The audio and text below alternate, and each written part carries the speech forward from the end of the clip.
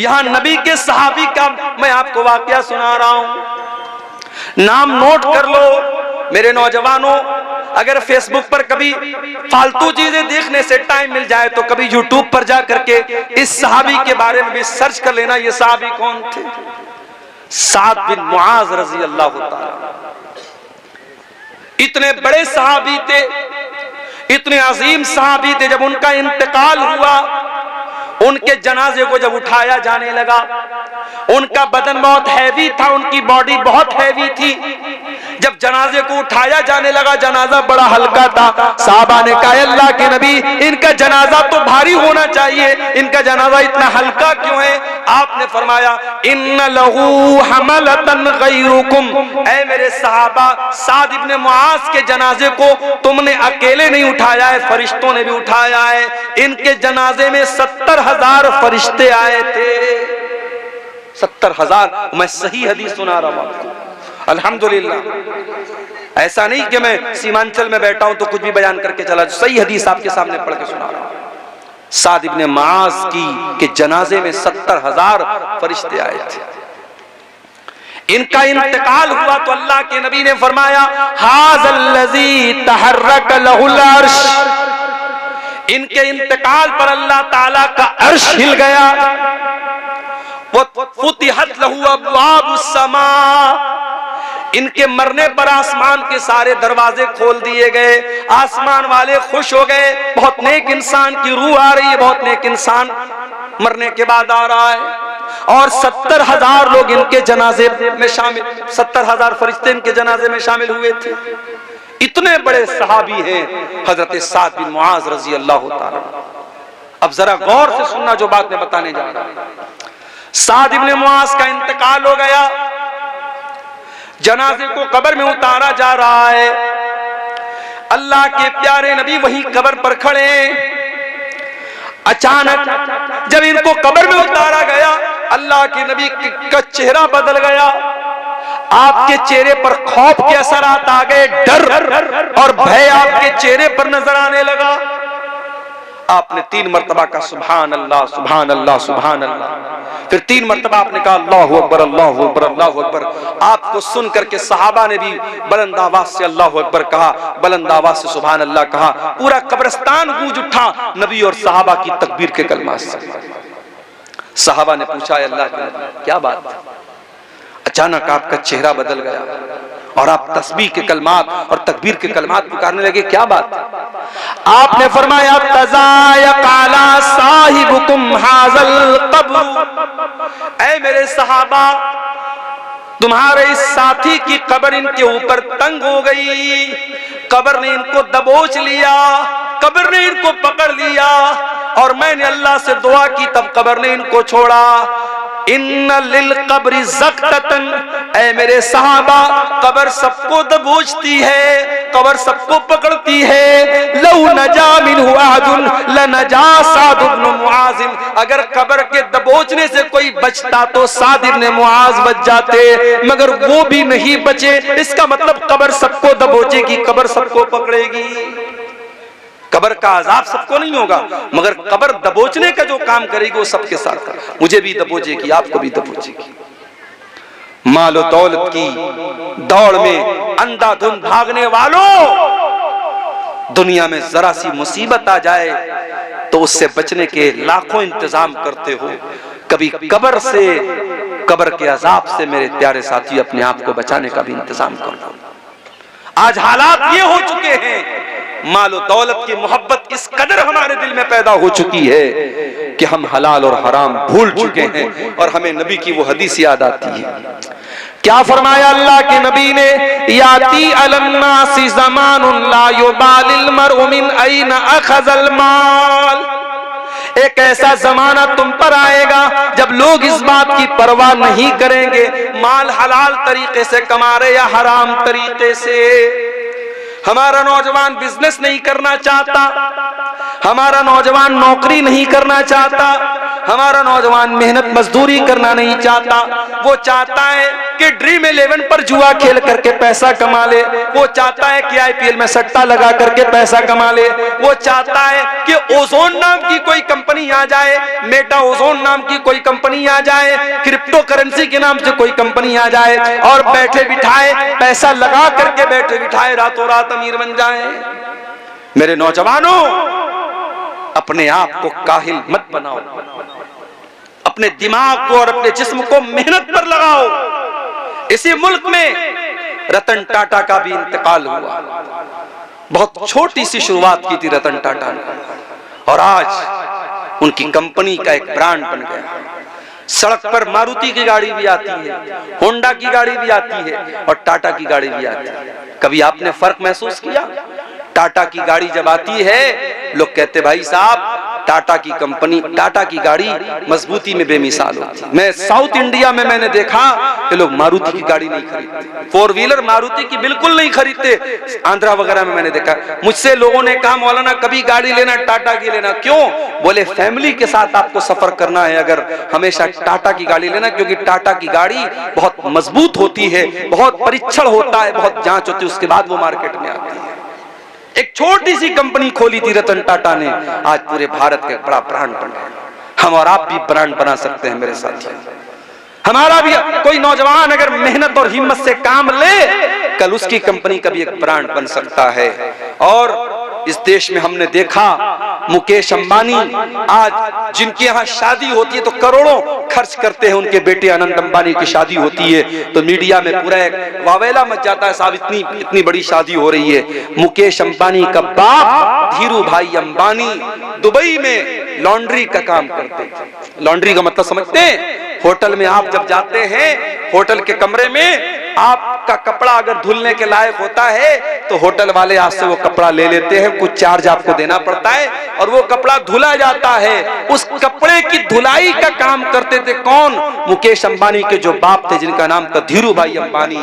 और उनके बाप ने फिर रिलायंस की कंपनी खोली थी और उनके बाप ने ये सपना देखा था, अपने बच्चों से कहा था मैं चाहता हूं कि भारत में मोबाइल इतना सस्ता हो जाए कि पोस्ट कार्ड से भी सस्ता। उस जमाने में जब उन्होंने धीरू भाई अंबानी ने ये बात कही थी, मोबाइल बहुत कम था इंडिया में और मोबाइल पर जब कोई कॉल करता था तो कॉल करने का भी पैसा बहुत ज्यादा लगता था और कॉल रिसीव करने का भी बहुत ज्यादा पैसा लगता था। और उस जमाने में पोस्ट कार्ड आता था 4 आने का, 25 पैसे का।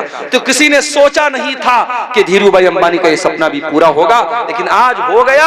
आज तो आप रिचार्ज करा लेते हैं और अनलिमिटेड कॉल करते हैं। मेरे प्यारे साथियों, कारोबार करो, बिजनेस करो, हलाल तरीके से पैसा कमाओ। बहुत रास्ते हैं, ये सूद का धंधा न करो, ये ब्याज का धंधा न करो, ये हराम के रास्ते न अपनाओ।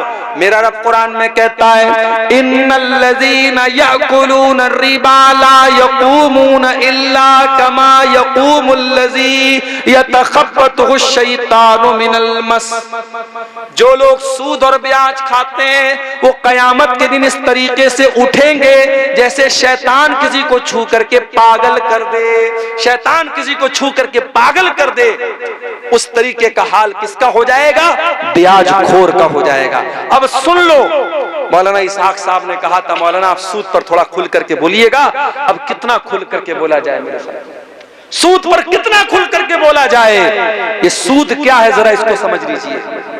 मान लीजिए मैंने आपको 100 रुपया दिया, बहुत सिंपल तरीके से समझा रहा हूं ब्याज का मतलब आपको। मैंने आपको 100 रुपया दिया और 100 रुपया मैंने आपको उधार दिया, कर्ज के तौर पे दिया, और मैंने ये कंडीशन लगा दी कि आप मुझे वापस 110 रुपया देंगे। किसी को उधार देने के बाद उस उधार पर प्रॉफिट अगर कोई लेता है तो वही सूद और ब्याज। अगर मैंने आपको जमीन अपनी दे दी, जमीन मैंने आपको कर्ज के तौर पर दी और उसके बाद जब वापस मैंने आपसे जमीन ली तो कुछ पैसा भी मैंने ले लिया या कुछ खेती बाड़ी में भी मैंने ले ली। अगर अपने सामान चाहे अपने कर्ज के तौर पे दिया हो या पैसा दिया हो, उस कर्ज के ऊपर कोई प्रॉफिट अगर आप ले रहे हैं तो वही सूद और ब्याज है। बिल्कुल क्लियर समझो। जैसे मुंबई वगैरह में एक शक्ल है, लोग मकान को क्या करते हैं, हैवी डिपॉजिट पर देते हैं। फजीलतुल शेख हजरत मौलाना मनीरुद्दीन साहब बंगाल डेरफुटिया साहब अपने क़यामगाह से निकल चुके हैं, कुछ ही देर में डाइस पर तशरीफ फरमा होंगे। मेरी माओ और बहनों से गुजारिश है कि अभी घर न जाएं, जिसके इंतजार में आप बैठी हुई थी वो बस चंद लम्हे में स्टेज में तशरीफ फरमा होंगे।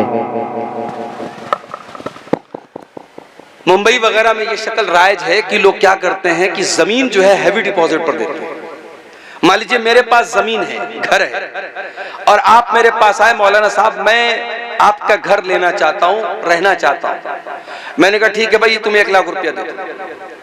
अब 1 लाख रुपया आपसे मैंने ले लिया और घर आपको मैंने दे दिया, आप रह रहे हैं मेरे घर में, जितने दिन तक आपकी मर्जी आप मेरे घर में रह रहे हैं, और जब आप वापस जाने लगेंगे तो मैं वो हैवी डिपॉजिट जो आपने मुझे दिया था 1 लाख रुपया, मैं आपको रिटर्न कर दूंगा। ये बिल्कुल हराम है, ये सूद की एक शक्ल है, बिल्कुल क्लियर इसको समझ लीजिए। चाहे खेती बाड़ी में आप ये काम करें, सामान में आप ये काम करें, जमीन में ये काम करें, अगर ये शक्ल है जिसमें कर्ज के ऊपर आप मुनाफा कमा रहे हैं तो ये ब्याज है, और ये कितना बड़ा गुनाह है।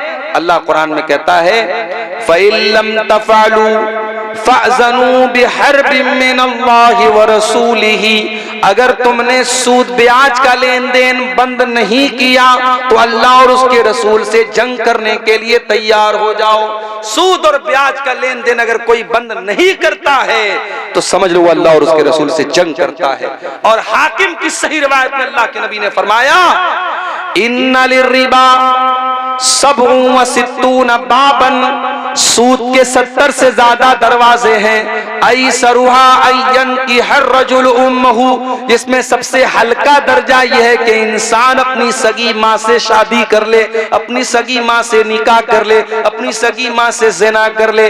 अपनी सगी माँ से ज़िना करना ये सबसे हल्का दर्जा है सूद और ब्याज का। मेरे प्यारे साथियों, आज धड़ल्ले से मुसलमान सूद खा रहा है। इस सूद की लानत से मेरे प्यारे साथियों अपने घर को बचा लो।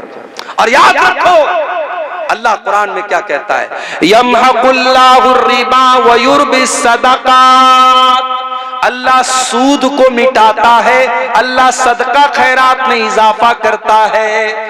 आपने सूद के जरिए ऐसा लगता है कि आप पैसा कमा रहे हैं, माफ कीजिए आप पैसा कमा नहीं रहे बल्कि आप पैसा डुबा रहे हैं। आप अपने पैसे की बरकत को मिटा रहे हैं, आप अपने घर का सुकून मिटा रहे हैं, आप अपनी दुआओं का असर मिटा रहे हैं। जिस घर में हराम कमाई आएगी उस घर की दुआ भी कबूल नहीं होगी। हजरत साद नबी वक्कास रज़ी अल्लाह तआला अन्हु मुस्तजाबुद दावात थे, जब भी दुआ करते थे उनकी दुआ कबूल होती थी। किसी ने पूछा ऐ साद नबी वक्कास क्या राज है आपके इस दुआ के कबूल होने का? उन्होंने कहा मा रफ़अतु लुक़मतन, मैंने जब भी खाने के लिए कोई लुक़मा उठाया है मुझे मालूम होता है वो लुक़मा कहां से आया है, हलाल तरीके से आया है या हराम तरीके से आया है। मुझे अपनी कमाई का हिसाब मालूम होता है, मुझे अपने लुक़मे का हिसाब मालूम होता है। ये वजह थी हजरत साद की दुआओं के कबूल होने की। मेरे प्यारे साथियों, आज हमारी दुआएं क्यों हमारे मुंह पर मारी जा रही हैं? क्यों आज हमारी मस्जिदें, हमारे मदरसे, हमारे जानो माल पर आज आफतें ही आफतें हैं और हम इतनी दुआएं कर रहे और हमारी दुआएं कबूल नहीं हो रही हैं? कहीं ऐसा तो नहीं कि हमारी कमाइयों के हराम होने की वजह से ऐसा हो रहा है? वो हदीस भी अपने सामने रखिए, सही मुस्लिम की वो हदीस जिसमें अल्लाह के नबी ने फरमाया अल्लाह ताला पाक है और पाक ही चीज को कबूल करता है। अल्लाह ने अपने रसूलों को भी इसी बात का हुक्म दिया, या अय्युहर रुसुल कुलू मिनत तय्यिबाति वअमलू सालिहा, ऐ मेरे रसूलों पाक और हलाल चीजें खाया करो। और अल्लाह ने ईमान वालों को भी यही हुक्म दिया, या अय्युहल्लज़ीना आमनू कुलू मिन तय्यिबाति मा रज़क़नाकुम, कुलू मिन तय्यिबात कुलू मिम्मा फिल अर्ज़ि हलालन तय्यिबा, ऐ ईमान वालों जो जमीन में हलाल चीजें हैं वो तुम खाओ। ईमान वालों को भी हलाल खाने का हुक्म दिया और रसूलों को भी हलाल खाने का हुक्म दिया। उसके बाद अल्लाह के प्यारे नबी फरमाते हैं एक इंसान बड़ा लंबा सफर करके आता है, उसके बाल परागंदा हो जाते हैं, उसके कपड़े मैले कुचैले हो जाते हैं, और वो हाथ उठा उठा के दुआ करता है, या रब्बी, ऐ मेरे रब, ऐ मेरे रब कह के दुआ करता है। वह मत अमू हराम, लेकिन उसका खाना हराम कमाई का, उसका पानी हराम कमाई का, उसका लिबास हराम कमाई का। फअन्ना युस्तजाबु लिज़ालिक, ऐसे इंसान की दुआ कहां से? हमारे यहां हराम कमाई का एक तरीका और भी है, रिश्वत के जरिए पैसा कमाना। बहुत सारे लोग क्या करते हैं, दूसरे की जमीन हड़प ली, दूसरे का खेत हड़प लिया, अदालत तक मामला गया, उन्होंने वकीलों को रिश्वत देकर के, पुलिस वालों को रिश्वत देकर के अपने हक में, अपने फेवर में फैसला करा दिया।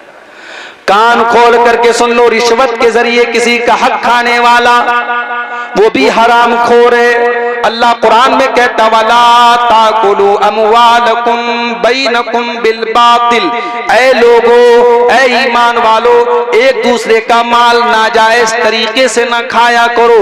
व तुदलू बिहा इलल हुक्काम, और अपने मामले को हाकिम के पास न लेके जाया करो। लिताकुलू फरीक़म मिन अमवालिन नास बिल इस्मि व अंतुम तालमून, जानबूझ करके दूसरों का माल नाजायज तरीके से खाने के लिए हाकिम के पास, अदालत के पास, जज के पास, वकील के पास अपने मामले को न लेके जाया करो। अल्लाह के नबी के पास भी लोग मसला लेकर के आते थे, आपने फरमाया, इन्नमा अना बशर, मैं इंसान हूं। हो सकता है दो लोग मेरे पास अपना मामला लेकर के आए और एक आदमी बहुत चिकनी चुपड़ी बात करने वाला हो, उसकी बात में बड़ी मिठास हो, और मैं उसके हक में, उसके फेवर में फैसला कर दूं। दो लोग मेरे पास कोई चीज लेकर के आए हैं, दो लोग मेरे पास कोई चीज लेकर के आए हैं, और एक इंसान की बात में बड़ी चिकनी चुपड़ी बात है, बड़ा लहन है, और बहुत अच्छे तरीके से वो बात करता है। हो सकता है मैं उसके हक में फैसला कर दूं। अगर मैं ऐसा करता हूं, क्या ऐलान करना है कोई बच्ची का? ये स्टेज पर कोई बच्ची देखिए सामने है, रो रही है, और पीले रंग का फ्रॉक पहने हुए, जिन भाई की बच्ची हो, उसकी जो भी माँ है या बाप इस जलसे में आए हो, ले जाएं। बच्ची बहुत परेशान है, 2 घंटे से रो रही है। स्टेज पर मौजूद है, माँ और बाप जो भी होंगे, यहाँ आके ले जाएं उसको। तो अल्लाह के नबी क्या फरमा रहे मेरे प्यारे साथी, कि चिकनी चुपड़ी बात करने वाले की बात सुन करके अगर मैंने उसके फेवर में फैसला कर दिया, और वो उसकी जमीन नहीं थी, उसका माल नहीं था, गलत फैसला मैंने अगर कर दिया, मैं इंसान हूं, मुझसे गलती हो सकती है, अगर मैंने ऐसा फैसला कर दिया है, तो वो ये न समझे कि मैं उसको जमीन दे रहा हूं। इन्नमा अक़तउ लहू क़ितातम मिनन नार, मैं उसको जमीन का टुकड़ा नहीं दे रहा हूं, मैं उसको जहन्नम की आग का टुकड़ा दे रहा हूं। ओ लोगो, दूसरे की जमीन, दूसरे का खेत, दूसरे का माल नाजायज तरीके से अगर हड़प रहे हो, दुनिया में उस हक को दे दो, दुनिया में उसका हक दे दो, वरना जहन्नम का टुकड़ा लेना पड़ेगा क़यामत के दिन। अल्लाह के नबी कह रहे हैं, उसको जहन्नम का टुकड़ा देना। इतना खतरनाक मामला है मेरे प्यारे साथी। इसलिए हराम कमाई की जितनी शक्लें हैं, ये जुआ की भी बहुत सारी शक्लें चल रही हैं। और अभी तो मुझे बाज लोगों ने बताया कि कब्रिस्तान तक में लोग बैठ करके जुआ खेलते हैं। कब्रिस्तान जो इबरत की जगह है, मुर्दों के दफनाने की जगह है, वहां पर भी बैठ करके लोग जुआ खेलते हैं। दिल इतना कठोर हो चुका है, जुआ खेलने के नए नए तरीके अपनाए जा रहे हैं, शराब पीने के नए नए तरीके अपनाए जा रहे हैं, नशा करने के नए नए तरीके अपनाए जा रहे हैं। याद रखो मेरे प्यारे साथी, नीतीश कुमार जी शराब पर पाबंदी लगाए या न लगाए, बिहार की गवर्नमेंट शराब पर पाबंदी लगाए या न लगाए, आपके इलाके की पुलिस शराब पर बैन लगाए या न लगाए, मोहम्मद रसूलुल्लाह 1400 साल पहले शराब पर बैन लगा चुके हैं। मेरा रब कुरान में लगा चुका है, और अल्लाह कुरान में आयत नाजिल कर चुका है, या अय्युहल्लज़ीना आमनू इन्नमल खम्रु वल मैसिरु वल अंसाबु वल अज़लामु रिज्सुम मिन अमलिश शैतान। ऐ ईमान वालो, शराब और जुआ गंदी चीज है, शैतान का काम है, इनसे बचो तभी तुम कामयाब हो सकते हो। इन्नमा युरीदु शैतानु अन युक़िया बैनकुमुल अदावत वल बग़ज़ा फिल खम्रि वल मैसिर। जहां शराब आएगी, जहां जुआ आएगा, वहां लड़ाई होगी, वहां झगड़े होंगे। कितने मर्डर हो जाते हैं आज, कितने कत्ल हो जाते हैं इस शराब की वजह से और इस जुए की वजह से। भारत सरकार का डाटा बता रहा है, भारत सरकार की और रोड का जो मंत्रालय है, परिवहन मंत्रालय, वो बताता है कि भारत में रोड एक्सीडेंट्स की सबसे बड़ी वजह क्या है? नशा है, शराब है। इसीलिए आप किसी बड़े शहर में चले जाएं, दिल्ली में, मुंबई में, रात में अगर आप 4 व्हीलर पे निकलेंगे, कार पे निकलेंगे, बार बार पुलिस वाले चेक करते हैं कि कहीं ड्राइवर शराब तो नहीं पी के आया है। कितने हादसे होते हैं शराब की वजह से। मेरे प्यारे साथियों, जिस चीज को इस्लाम ने हराम करार दे दिया है, वो चीज हमारे लिए कभी भी फायदेमंद नहीं हो सकती है। ये शराब और ये जुआ हमारी कौम को बर्बाद कर रहा है। और अब तो शराब तो बहुत छोटी चीज हो गई मेरे साथियों, अब तो आपका नौजवान ड्रग्स ले रहा है, ऐसा ऐसा पाउडर इस्तेमाल कर रहा है कि आप सोच नहीं सकते हैं। मुंबई के बाज़ इलाकों में मुझे भाइयों ने बताया, वहां एक पाउडर आता है, उसको एमडी बोलते हैं, बड़ा खतरनाक किस्म का नशा होता है। और जो नौजवान एक बार उस नशे का आदी हो जाता है, फिर वो नशा छोड़ना उसके लिए बहुत मुश्किल होता है। और इतना खतरनाक वो नशा है कि पूरी बॉडी को, पूरी अकड़ियों को गला के खत्म कर देता है। हमारे नौजवान गुटखा खाते हैं। गुटखा, मैं ये नहीं कहता कि जो मसला शराब का है वही मसला गुटखा का है। शराब अपनी जगह है, गुटखा अपनी जगह है, मगर हराम तो गुटखा भी है ना। क्यों? इसलिए हराम है। उस गुटखा के अंदर अगर नशा न भी हो, इसलिए ये हराम है, क्योंकि ये आपके शरीर को खोखला कर रहा है। जब उस गुटखे के पैकेट पर ये लिखा है कि टोबैको कॉजेस कैंसर, तंबाकू से कैंसर हो सकता है, जब गुटखा के ऊपर खुद सरकार ने लिखवाया है और गुटखा कंपनी ने लिखवाया है, और आप उस गुटखे को खा करके अपने आप को कैंसर के हवाले कर रहे हैं। माफ कीजिए, ये शरीर, ये जिस्म, ये अल्लाह ताला ने अमानत के तौर पे दिया है। इस शरीर को बर्बाद करने का हमें और आपको कोई अधिकार नहीं है। इसलिए मेरे साथियों, मेरे नौजवान साथियों, गुटखे से भी अपने आप को दूर रखो, शराब वगैरह से भी दूर रखो, हर उस चीज से दूर रखो जो आपकी बॉडी और आपके शरीर को नुकसान पहुंचाने वाला। और आगे बढ़िए, एक और चीज जो हमारे समाज को बर्बाद कर रही है बड़ी तेजी के साथ, मर्द और औरत के नाजायज ताल्लुकात, जिनाकारी और बदकारी समाज को बर्बाद कर रही है, रिश्तों की मर्यादा को बर्बाद कर रही है। हालात ये हो चुके हैं कि महरम रिश्ते, जिन रिश्तों से पर्दा नहीं करना है औरत को,